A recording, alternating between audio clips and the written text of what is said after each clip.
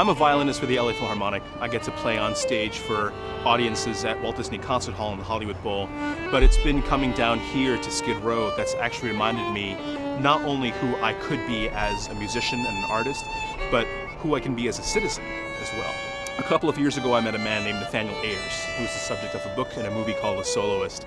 And we started Street Symphony because I wanted to meet one more person in this neighborhood who had Nathaniel's story. And in the course of over 300 free concerts in Skid Row clinics and shelters and in LA County jails, we've met thousands of Nathaniels. Everyone has a story that matters. Everyone has a life that matters. And what we're down here to tell the Skid Row community is that their story matters, and that their lives matter, and that what they care about, that light that they carry inside themselves, along with all the shadow and all the darkness and trauma that happens here, that's been happening for generations in their lives, isn't enough to knock away their humanity. Their story still is worthy of being heard by all of us.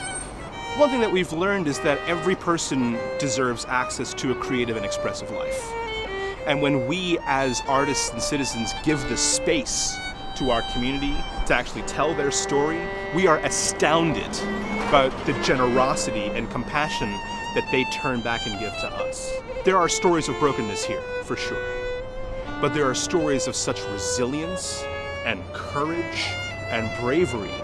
And when we get to make music with that bravery and with that courage, when we're able to tell those stories through music, we're blown away by the level of artistry that exists here in this neighborhood.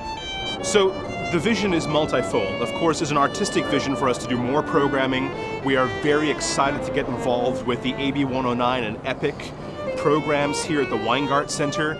My dream would be to be able to employ in our organization people who have experienced homelessness and incarceration themselves. But further than that, what we're hoping to create in the community of Los Angeles and nationally is a consciousness shift when it comes to how we talk about people who have experienced systemic racism, systemic inequality, incarceration, and homelessness. It's our job as artists and citizens to shift the narrative. Again, everyone has a story, and our job is to tell those stories, that every person is worthy of a creative and expressive life, and everyone is worthy of inherent dignity and respect.